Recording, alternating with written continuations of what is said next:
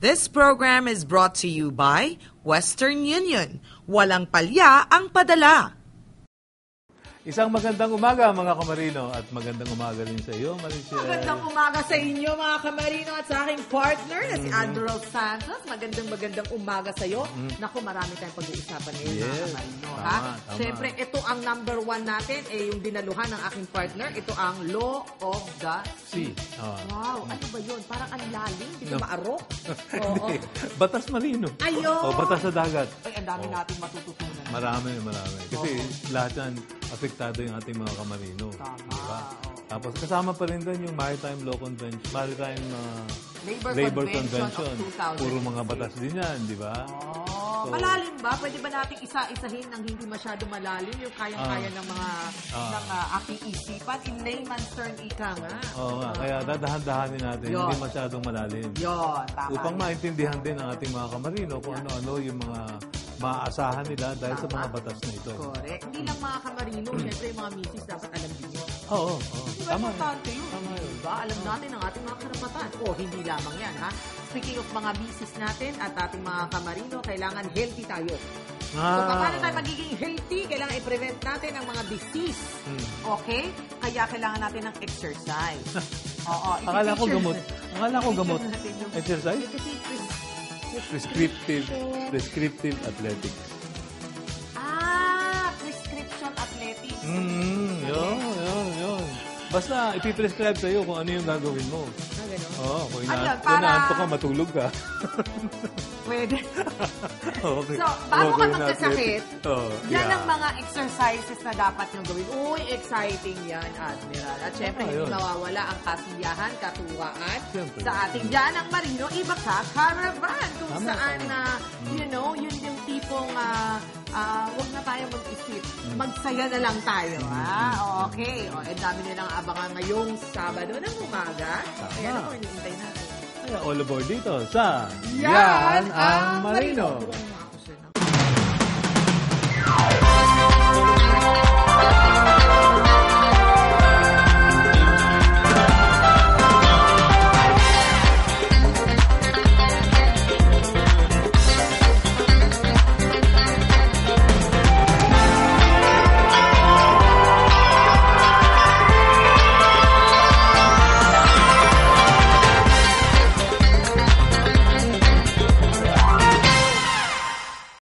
This portion is brought to you by PhilHealth, your partner in health.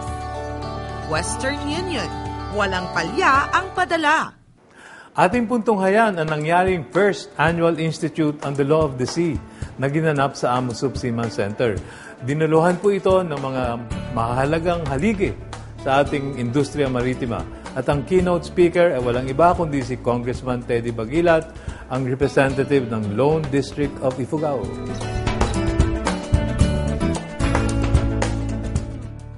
Ang sektor ng maritima sa ating bansa ay hindi tumitigil sa pagkakaroon ng mga seminars and conventions upang mapalawak pa ang kaalaman at mabigyang importansya pa ang mga mahalagang puntos sa mundo ng maritima. Kaya naman noong kamakailan ay nag-organize ang Institute for Maritime Affairs and Law of the Sea sa pakikipagtulungan ng Gregorio Oca Leadership Development Foundation or GOLD ang ginanap na First Annual Institute on the Law of the Sea na ang tema ay The Philippines Maritime Industry, Steering the Course Toward Global Competitiveness. Ito ay ginanap sa Amosup Conference Hall at dinaluhan ng mga haligi ng maritime industry. Isang panauhing pandangal naman ang nagbigay ng kanyang mensahe sa lahat ng lumahok. Ang keynote speaker, ang representative ng district ng Ifugao, si Congressman Teddy Bagilat. We need to demonstrate that we are a serious flag state with a proven track record of maritime safety. The economic promise of a competent flag state is limitless. We are already number 4 in shipbuilding in the world. I think outside of the industry, only a few know about this. We are number 4 in terms of shipbuilding. Let's be united for the sake of our country's maritime competence, and let us all unite for the Philippines. Malaki ang kontribusyon ng maritime industry sa ating ekonomiya at mas lalaki pa ito pag naging mas maunlad pa ang mga ports sa ating bansa. Ayon pa kay Attorney Nolio Balbiran, the opportunities that we have so much to trade with and we have so much resources inside. ang Pilipinas ay isang archipelago na isang magandang katangian ng isang bansa upang magkaroon ng maunlad na kalakaran pagdating sa usaping pandagat maging sa turismo man. Dagdag pa ni Attorney J. Batong Bakal, the fact that we're an archipelago makes our shipping industry much more diverse. No? And the IMO, the international regulations, these are really designed towards industrialized shipping, large-scale, large ships. hindi basta-bastang pwedeng makapasok ang kahit na anong uri ng ship sa ating bansa. Kaya naman tinalakay rin dito ang Maritime Treaties and Registry. Ayon kay Attorney Josephine Uranza, as part of this responsibility, it can create rules and determine which ships, because of their small size, do not have to be entered in its registry. bago matapos ang convention, isang mensahe ang inihatid ni Ms. Marisa Oca sa lahat ng dumalo sa event na iyon. I think that we must always make a stand. Let's make a stand. Mensahe naman mula kay Congressman Teddy Bagilat para sa ating mga marinong magdaragat. Ako po ay isa sa mga kaakibat ninyo sa pagtutulak ng mga batas na magpapaganda po ng industriya po natin, maritime industry. Tulad po ng itong aking itinutulak ngayon sa Kongreso, yung Maritime Code, para ma-improve yung safety standards po natin, mas karoon pa ng magandang mga insentibo para sa ating shipping industry, at para pangalagaan po ang mga karapatan po ng mga seafarers. Naging isang makabuluhang konbensyon ang ating nasaksihan at masasabing maraming posibilidad na makakita ng pagpapaunlad lalo na sa ating maritima. Hindi lamang sa pagkakaroon ng mga world-class seafarers, kundi dahil sa ating shipping industry.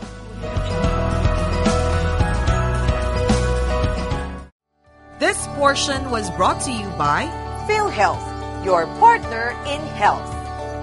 Western Union. Walang palya ang padala.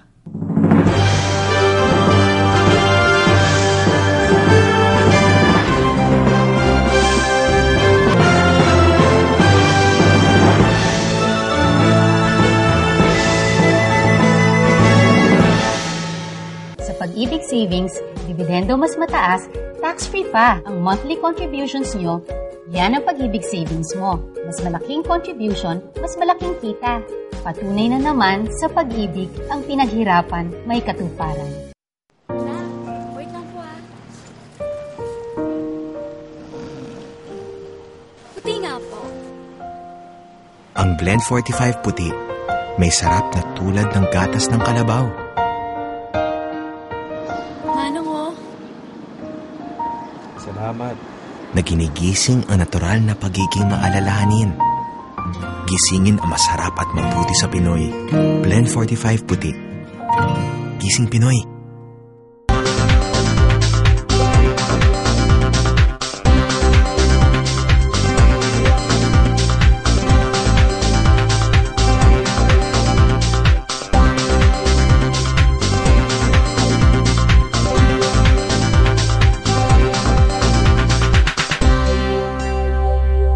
Pag-ibig Savings, dividendo mas mataas, tax-free pa ang monthly contributions nyo.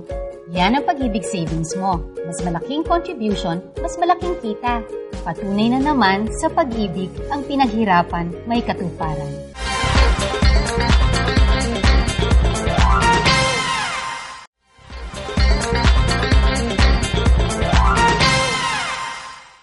This portion is brought to you by Pag-ibig Fund. Sa pag-ibig, ang pinaghirapan, may katuparan. Western Union. Walang palya ang padala. Halina, samahan niyo po kami sa Seafarer Center sa SM Manila para sa isa na namang masayang Yan ang Marino Iba Ka Caravan. Kasama natin ang Pascor at Wallace. Ang mga kamarino naman natin mula sa dalawang kilalang manning agencies ang ating nakasama sa Seafarer Center sa Manila kamakailan. Siyempre, hindi mawawala ang tanungan portion para higit nating makilala ang ating mga kamarino. Oiler, ano po bang ginagawa ng oiler? Tagalagay ng oil. Gwardiya, kasama ng mga engineer. At bawat sagot, may kapalit na munting regalo mula sa ating programa. Ayan, sir, yan po ang G-Flag from Western Union. Congratulations. Sa tulong ni Mr. Samuel Ambayek, dalawang very interesting naman dagdag kaalaman ang ating ibinahagi sa kanila. Ang paggawa ng fabric conditioner at dishwashing liquid. Halo ka lang ng halo hanggang sa matunaw yung gel na nilalagay natin. Isusunod na natin yung scent at saka yung fragrance natin. Step by step ang pagtuturo. Kaya naman enjoy na enjoy ang ating mga kamarino. Dahan-dahan ka lang halo hanggang sa matunaw yung gel niya. Kaya ito yung ginamit ko na para makita natin kung mayroon pa bang buo-buo. So, nilalagay natin preservative at saka antibacterial. Aba, pag marunong ka nang gumawa ng fabric conditioner at dishwashing liquid, for life ka nang di kailangan bumili. Aba, laking tipid. Pwede mo na siyang ibenta agad kinabukasan. Pwede mo na rin agad gamitin. Kung type mo naman, pwedeng gamitin ang bagong kaalaman sa pagnenegosyo. So, hindi mahirap gawin. So, kung gusto niyo mag-negosyo, go na ngayon. Or paano regalo ngayon for December. Info overload tayo dahil may hatid impormasyon din ang mga kaibigan natin mula sa PhilHealth at Pag-ibig Fund. Ngayon po sa RA 10606, namin na po yun, 3 months contribution na lang for the past 6 months. So, mas maikli na po ang contribution na kailangan para makapag-claim tayo kay PhilHealth. Walang nasayang na oras. Kaya naman ng paalaman time na, todo ngiti ang mga kamarino nating nakasama. What a day talaga! Sa aming pagbabahagi ng kaalaman at sobrang saya, ligaya ang aming nakukuha. We are from Mascor and you are watching Yan ang Marino. We are from Guatem and you are watching Yan ang Marino. Kaya hindi kami mananawa na kayo ay makasama. Mga kamarino, kita-kita ulit sa ating Yan ang Marino Ibaka Caravan. This portion was brought to you by Pag-ibig Fund. Sa pag-ibig, ang pinaghirapan, may katuparan. Western Union. Walang palya ang padala.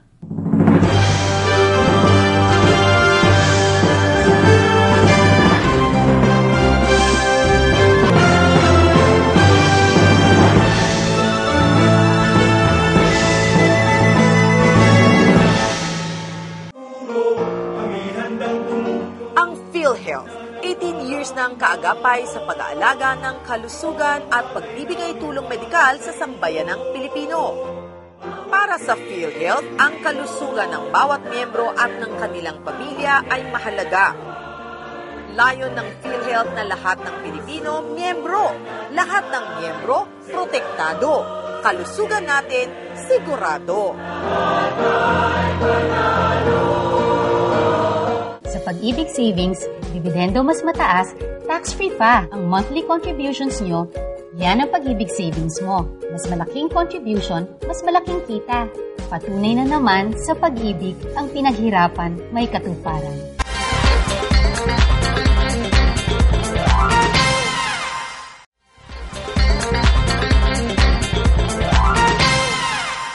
This portion is brought to you by Western Union. Walang palya ang padala. Ngayon naman, kilalanin natin si Mr. J. Lopez at ating alamin kung ano ba itong tinatawag na prescription athletics. May kabigatan niya na prescription athletics. Paano kaya ito makakatulong upang makaiwas tayo sa sakit at makapagpalakas lalo ng ating katawan? Alam nyo ba mga kamarino na ang pag-exercise ay hindi ginagawa ng basta-basta, lalo pa kung may health condition kang dapat isaalang-alang? And after you get injured or you get sick, may mga rehabilitation team na makakatulong sa iyo to get back to your normal activity. Ilan lamang ito sa aming nalaman sa pakikipagpanayam namin kay Coach Jay Lopez ng Prescription Strength. Ayon sa kanya, there are two aspects sa sports. There is what you call the skill aspect of the sport, where your coach teaches you the skills of the game.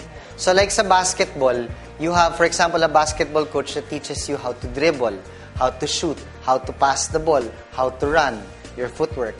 The strength and conditioning coach or athletic performance coach, my job is to make sure that the athlete can run faster, jump higher, is stronger in the game that they do, and they have to get strong enough so that they don't get injured. Kumbaga, I make sure that the body can take all of the abuse that it gets from the sport. Sabi pa niya, kung wala sa tamang kondisyon ng katawan ng isang tao, hindi niya magagawa ng maayos ang kanyang trabaho. Paano pa kaya kung ikay isang marino? So pag marino ka, sound mind, sound body. Hindi ka pwedeng mag-isip ng mabuti kung palagi kang pagod.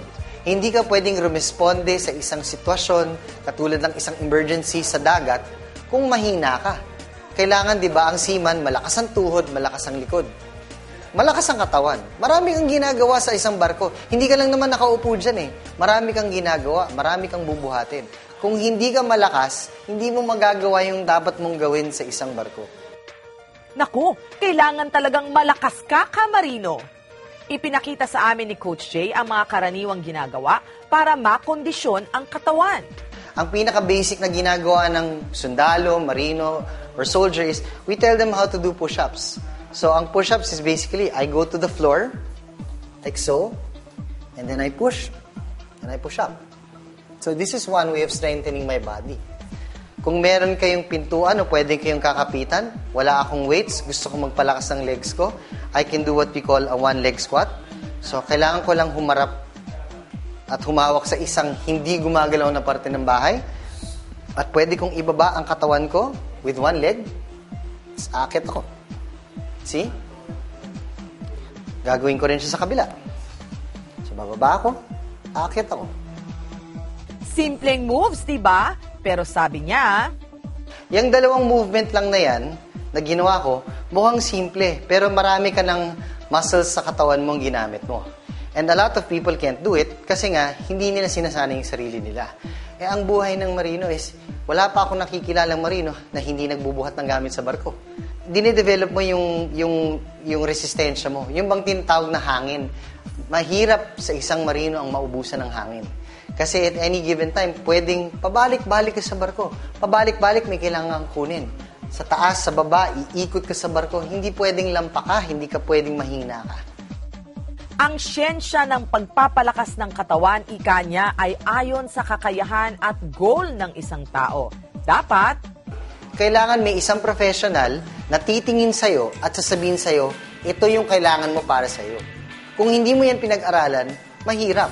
Pwedeng malaki ka, pero hindi ka kasing lakas ng taong talagang nag-train para dun sa goal na yon. Kanya-kanyang ano yan eh, kanya-kanyang goal yan para sa sarili. Hindi mo pwedeng sabihin sige, siya yung gagayahin ko kasi mukhang pareho kaming goal. Hindi. Beyond anything, I do not want anyone to get hurt while doing this. So, you need proper assessment and proper supervision. At ang kanyang paanyaya sa ating mga kamarino? Importante po sa inyo na kayo po ay malakas at nasa kondisyon. Dito po sa Prescription Strength, pwede namin ituro sa inyo yung kung paano yung tamang pagpapalakas at pakondisyon para maging isang mahusay na marino. So, located po kami sa 2201 Summit Tower dito sa Mission Boulevard. We offer strength and conditioning. We also offer clinical exercise for those na mayroong mga kondisyon. Kung may oras kayo at gusto niyo talaga matuto, pumunta lang kayo dito at matutulungan po namin kayo. Mahalaga para sa mga kamarino na nakokondisyon ang katawan dahil hindi biro ang trabaho sa barko. Kaya kuya, huwag lang umasa sa balot para ikay lumakas ang tuhod, ha? Kumonsulta sa doktor at mag-exercise na. This portion was brought to you by Western Union. walang palya ang padala. Sa Pag-ibig Savings, dividendo mas mataas, tax-free pa ang monthly contributions nyo. Yan ang Pag-ibig Savings mo. Mas malaking contribution, mas malaking kita. Patunay na naman sa pag-ibig ang pinaghirapan may katuparan. Ang PhilHealth, 18 years ng kaagapay sa pag-aalaga ng kalusugan at pagbibigay tulong medikal sa sambayanang Pilipino. Para sa PhilHealth, ang kalusugan ng bawat miyembro at ng kanilang pamilya ay mahalaga. Layon ng PhilHealth na lahat ng Pilipino, miyembro. Lahat ng miyembro, protektado. Kalusugan natin, sigurado.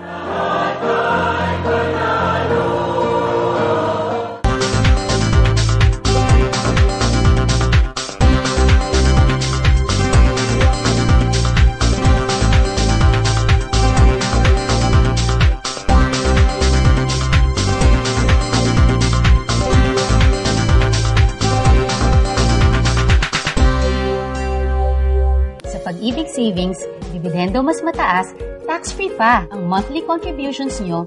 Yan ang Pag-ibig Savings mo. Mas malaking contribution, mas malaking kita. Patunay na naman sa pag-ibig ang pinaghirapan may katuparan.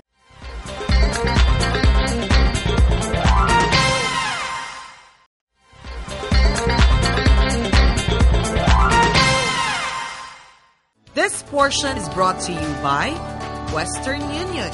Walang palya ang padala. Ating alamin ang makabuluhang probisyon ng Maritime Labor Convention of 2006 sa tulong ni Atty. Sale ng AMOSUP Legal Department.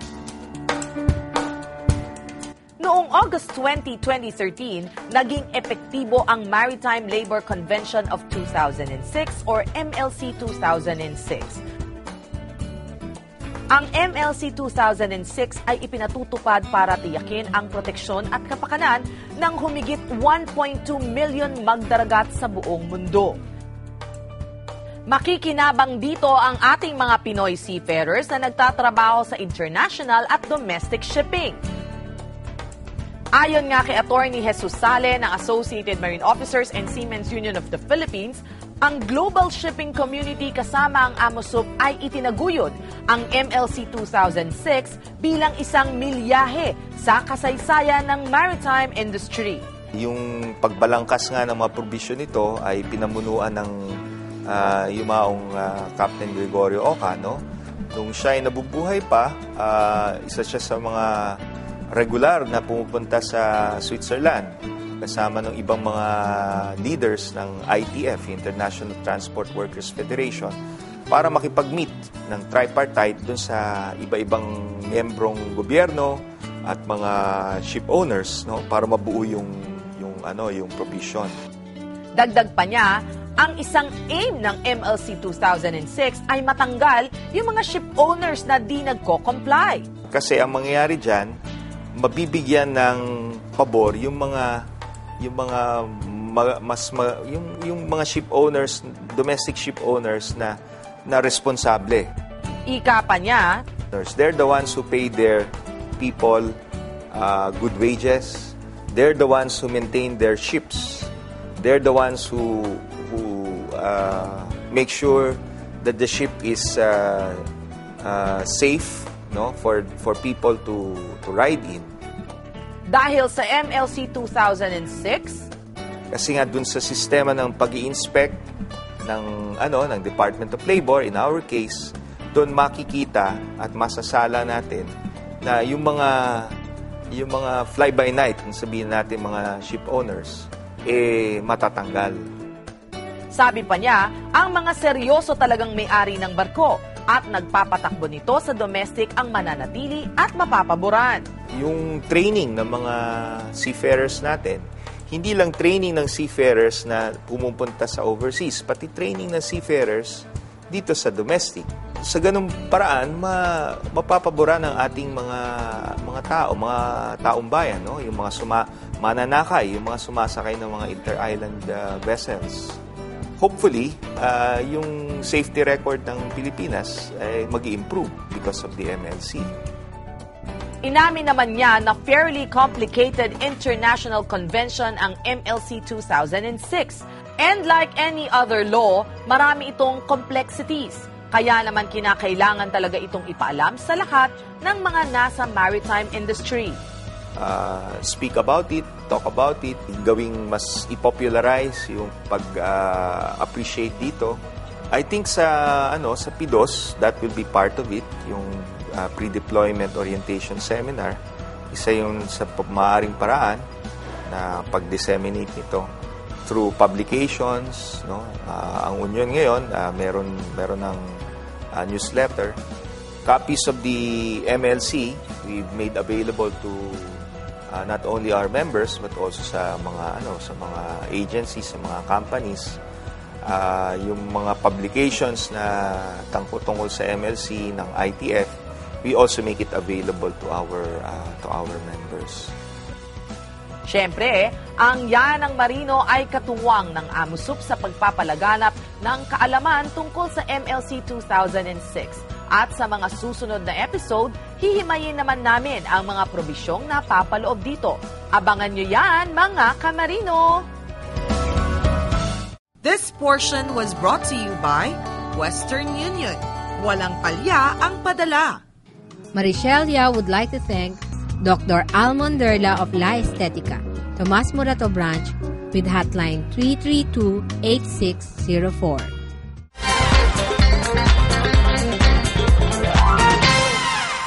O mga kamarino, yan po ang mga tampok na kwento sa ating programa ngayong araw.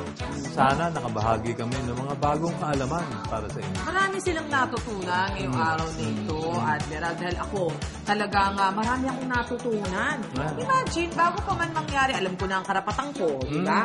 Tapos, alam ko na kung paano hindi ako magkakasakit. Ang daming impormasyon. Kaya naman mga kamarino, dapat lamang po talaga kayong tumutok sa aming programa every week yan, ha? At syempre, salamat po sa inyong walang sawang pagsubaybay dito sa Yan ang Marino. Kaya abangan nyo ulit kami sa susunod na Sabado, 11 o'clock in the morning, dito pa rin po sa PTV4, ang telebisyon ng bayan. At syempre, mga kamarino, grab a copy po of ating AMUSUP DVD. Pwede nyo pong kunin yan sa AMUSUP Center. Libre po yan. At lahat po ng mga impormasyon, mga tinuturo namin dito, ha, na makakatulong po sa inyo sa barko. At mag-e-entertain na rin sa inyo para hindi ho kayo nababagot. Ayan, kumuha na kayo ng isang kopya. Libreng-libre yan. Dito lamang po yan sa AMUSUP Center. At syempre sa Facebook, kung kayo may internet. Kasi minsan walang internet na sa barko pag nasa gitna. Di ba? Paunti na lang yun. Dumadami na ngayon ng mga barko na may dagdag internet na. Ayan. Well, good news yan sa atin. Kaya kung kayo may internet, pwede kayong makanood ng aming live streaming. Ito po ang www.ptv.ph or pwede sila mag-log on sa atin sa yanangmarino.com. Okay. So, hopefully, you had a good show and we all look forward and wish you a lovely weekend, mga kamarino. But for now, Anchors away! Bye! Bye-bye!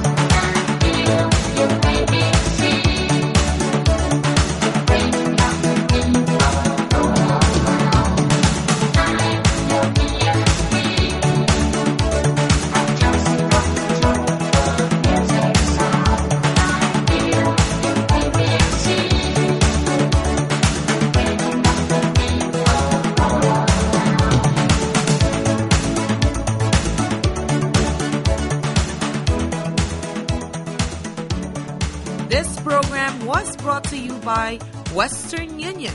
Walang palya ang padala.